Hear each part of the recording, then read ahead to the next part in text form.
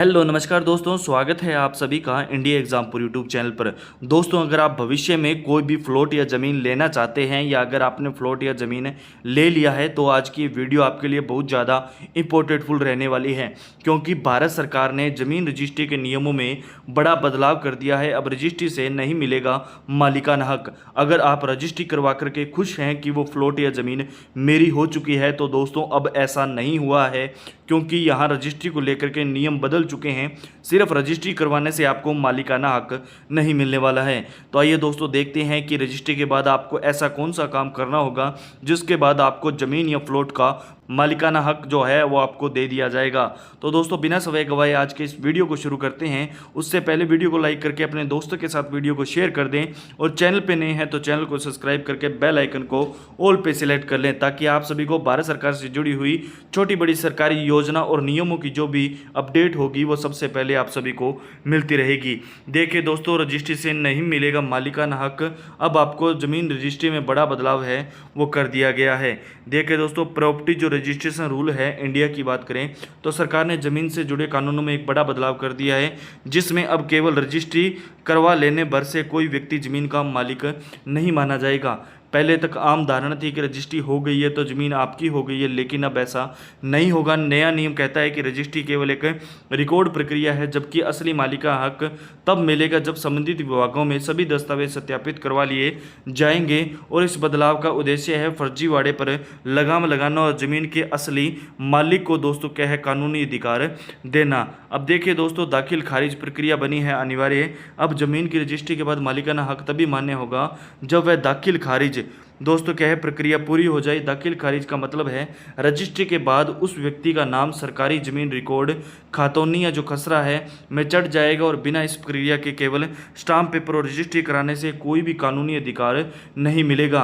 दोस्तों क्या जो जमीन और फ्लॉट है उसका मालिकाना हक आपको नहीं दिया जाएगा। इसके लिए आप सभी को सबसे पहले खातौनी और जो खसरा है वो आपको कराना पड़ेगा। जो आपका ज़मीन का या फ्लॉट का रिकॉर्ड है वो उस ग्राम पंचायत में आपको देना होगा, जहाँ पर दोस्तों आपकी ज़मीन या फ्लॉट है उस ग्राम पंचायत में जाकर के आपको जो दोस्तों के लगभग ग्रामीण इलाके में इसको क्या है इंतकाल करना बोलते हैं कि आपको इंतकाल करवाना होगा।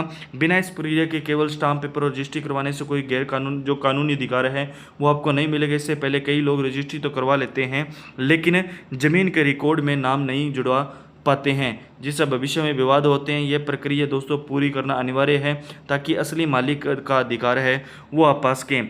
इससे दोस्तों फर्जीवाड़े पर है वो अंकुश लगेगा। नए नियम का मकसद है दोस्तों जमीन के लेन देन बढ़ते में धोखाधड़ी के मामलों को रोकना।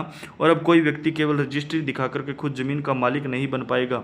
कई बार ऐसा होता है कि एक ज़मीन का कोई लोग बेच देते हैं दोस्तों, या बिना मालिक की जानकारी के ही फर्जी रजिस्ट्री करवा दी जाती थी। अब दोस्तों क्या है दाखिल खारिज के बिना न तो बैंक लोन देगा।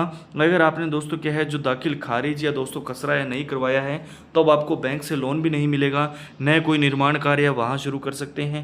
और इससे असली दोस्तों और गैर कानूनी जो नकली के बीच पहचान है वो साफ हो सकेगी और कानून का दुरुपयोग है वो कम होगा। खरीदारों की सतर्कता की बात करें तो जरूरी दोस्तों जो भी खरीदार है वो इस चीज़ का सतर्कता जरूर बरतें।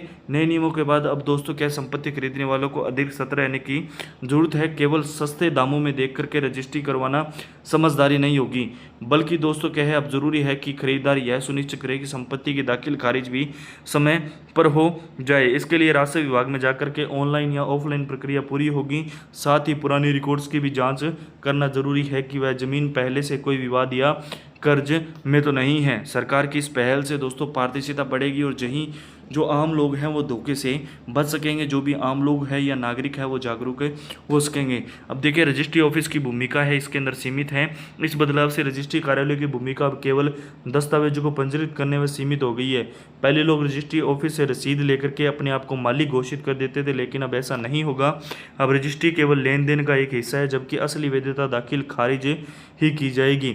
इस नियम के भ्रष्टाचार पर भी अंकुश लगेगा, क्योंकि अलग अलग विभागों से पुष्टि करनी होगी। सरकार चाहती है कि इन विभागों का जो डिजिटलीकरण है वो हो जाएगा, जिससे जमीन संबंधी धोखाधड़ी है वो एकदम से रोकी जा सकती है। अब दोस्तों इस प्रक्रिया के लिए आप ऑनलाइन आवेदन भी कर सकते हैं। इससे दोस्तों क्या है आपकी ऑनलाइन प्रक्रिया को भी बढ़ावा है वो मिलेगा। नए बदलाव के तहत दोस्तों दाखिल खारिज की प्रक्रिया को अब तेजी से ऑनलाइन किया जा रहा है। कई राज्यों ने इससे पहले ही डिजिटल कर दिया है, बाकी राज्यों में भी यह प्रक्रिया तेजी से अपनाई जा रही है। इससे क्या है दोस्तों, तहसील को चक्कर नहीं आपको लगाने पड़ेंगे, काटने पड़ेंगे और घर बैठे ही सारी प्रक्रिया पूरी कर दी जाएगी। मतलब दोस्तों इसको क्या है, ज़्यादातर डिजिटल किया जा रहा है। जो पूरा ज़मीन का रिकॉर्ड है, इसके बाद कहीं आपको घूमने की जरूरत नहीं है, सिर्फ आप घर बैठे दोस्तों आपकी ज़मीन का कचरा है वो कर सकते हैं और ज़मीन निरीक्षण कर रिकॉर्ड अपडेट कर सकते हैं। इससे न केवल पारदर्शिता बढ़ेगी, समय समय पर बचत होगी। सरकार का मकसद है दोस्तों कि आने वाले समय में दस्तावेज एवं पोर्टल पर उपलब्ध हो। अब पुराने मालिक को दोस्तों क्या दो चेतावनी जारी की गई है, पुराने मालिक को कौन सी बातें गौर करनी होगी।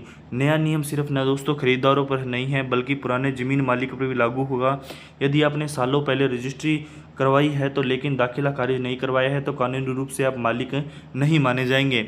ऐसे मामलों में आपको तुरंत अपनी ज़मीन का रिकॉर्ड अपडेट करवाना होगा। दाखिल खारिज के बिना आपकी संपत्ति है दोस्तों वो आपकी संपत्ति नहीं माना जाएगा, आपका दावा उस संपत्ति पर नहीं होगा और विवाद खड़ा हो जाएगा।